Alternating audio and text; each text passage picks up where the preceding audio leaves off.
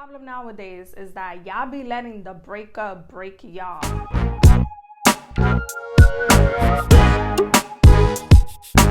So after a failed relationship or a relationship that was not meant to work out, or maybe this person was good for you, maybe you guys were good for each other, but y'all wasn't meant to be for that very moment, learn how to bounce back. Because what a lot of people is doing, they're letting the relationship consume them. They're letting the relationship take over their life, where they're delaying their own happiness, where they are blocking their own blessings. Stop letting the breakup break y'all. Do this instead. I see it so many times nowadays. Even if you're coming out of a breakup, or even if you're coming out of a divorce, don't let the breakup, the divorce, the relationship fold y'all. Like, don't let it consume your every single day life, where you don't know how to move forward, where you don't know how to take that first step. And I'm not saying it's easy. It is not easy, but it is necessary. I don't want y'all to stay stuck in that situation or in that bubble where you're so naive and you're so hurt and you become bitter and you become dark and nothing good ever comes out of that situation. So learn how to cope, but also learn how to bounce back, so y'all don't let this breakup break y'all. And the first step on how to bounce back from a breakup or a divorce or a failed relationship or a connection or maybe even a friendship, most of the time this is in the romance department, but you gotta learn how to be uncomfortable. And what I mean by that is be uncomfortable for a while so you could process your emotions. You know, when you're processing your emotions and you're figuring out what went wrong, what went left, you're doing a lot of evaluation about the relationship. You learn a thing about yourself and maybe that other person. You learn about what worked and what didn't work. So just be uncomfortable, go through the pain, acknowledge your emotions. Don't hide it, don't suppress it. Just keep growing from your pain. So when you're uncomfortable, you're gonna have hard days, you're gonna have bad days, you're even gonna have bad mornings. But the point of this is to overcome it. Don't let the pain and don't let the anger take over you. Because what I do notice from a lot of people, because I've been there too, you start to become bitter. If you don't know how to heal from your hurt or your pain or your anger, you're gonna start to become a very resentful, angry, negative person. So instead of y'all going through that and feeling like that, learn how to just be uncomfortable. Acknowledge how you feel. Go with the emotions. You know, if you have to cry, let it out. Cry it all out. You know, write things in your journal. Write things in your notebook. Talk to someone who you really, really, really trust. But the point of it is to get through step one. And step one is the hardest. You have to learn how to be uncomfortable. You have to be okay. Because you're not the only one going through this. Everyone goes through this too. But the difference between you and a lot of people is that they don't bounce back. They let the relationship delay them. They let the relationship make them a way bitter or a worse person or a negative person. You know, they let the relationship tear them up and their life and their mindset and their perception. And that's not what I want for y'all. I want y'all to take this pain and let it fuel you, let it mold you, let it make you grow as a person. You know, you're gonna learn more about yourself while you're in the self-evaluating. You're rediscovering who you are. So the first things first is be uncomfortable with your pain. You're not gonna be chasing. You're not gonna be begging. You're not gonna be wondering, oh, but what if I've done this? Let me hit up this person. Maybe I can try and fix this. Because when you're not chasing, you're healing. And when you're healing, you're self-evaluating. And when you're self-evaluating, the pain starts to subside. It will decrease. It will get less and less more painful. And the second thing about being uncomfortable is that identify who you was in that relationship and leave that old version of you behind. In all relationships, it takes two people. So you are 50% of the relationship, which means you are 50% of the breakup.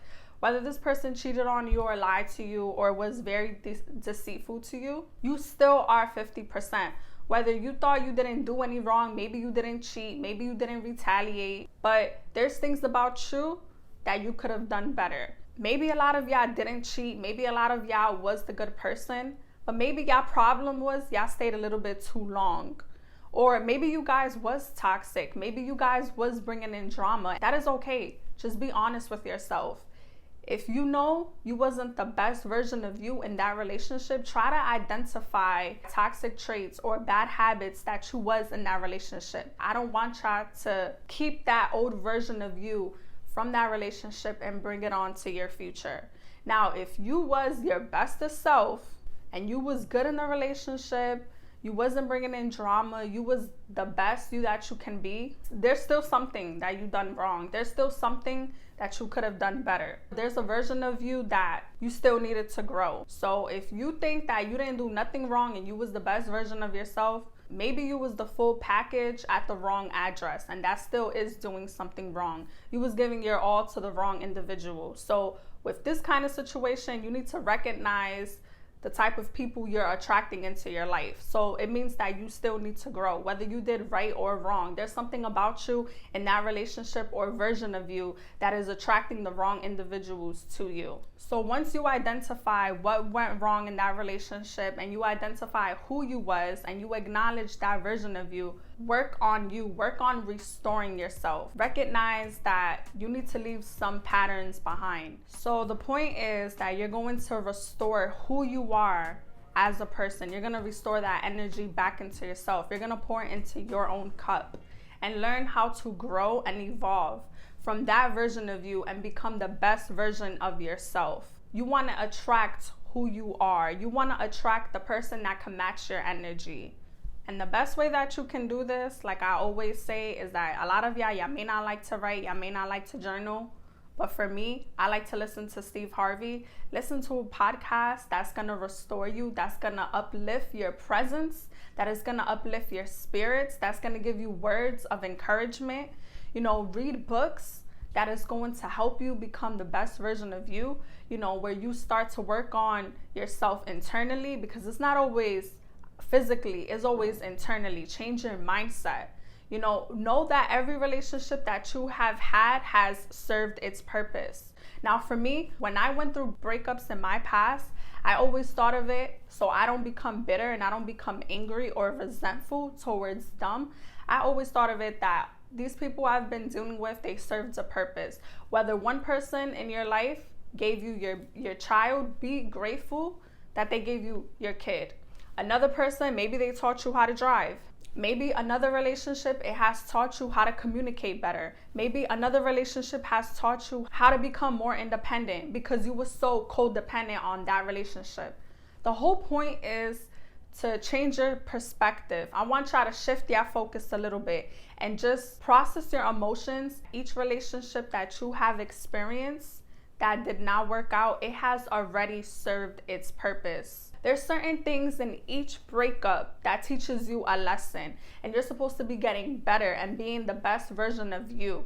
But if you're not growing and you're not getting better and you keep attracting toxicness or negative relationships, because there's something about you that has not evolved, has not grown from your experience. Once your perspective changes, your mindset changes. When you start going through a real self-love, self-development journey, the process gets a little bit more easier because now your focus is not on your relationship or the breakup. Now the focus is all coming back to you.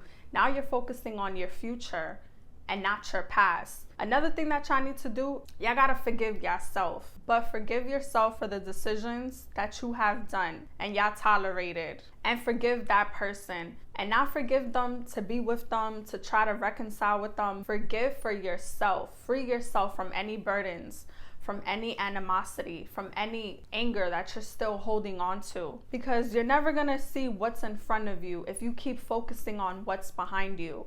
So once you free yourself from that pain and that baggage, you are making space and more room for blessings to come in, for good things to come into your life. All endings are brand new beginnings, and you just gotta see it that way. You gotta shift your focus a little bit. And once you stop looking for happiness right where you lost it and you start restoring the energy back into yourself, this is how you reclaim your power. This is how you reclaim your crown. Ladies or men, if you're listening to this or if you're watching this, the whole point is to focus on you. Bring that focus back into yourself. And the most important thing is that you're leaving that old version of you behind in the past that's no longer serving you and no longer gonna align with your future.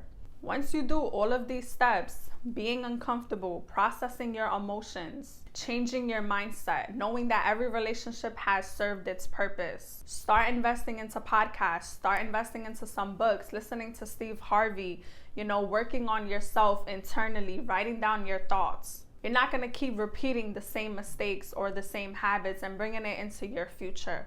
What you're going to do is let that old version of you shed so a new version of you could come out, and you could come out on top and you can win.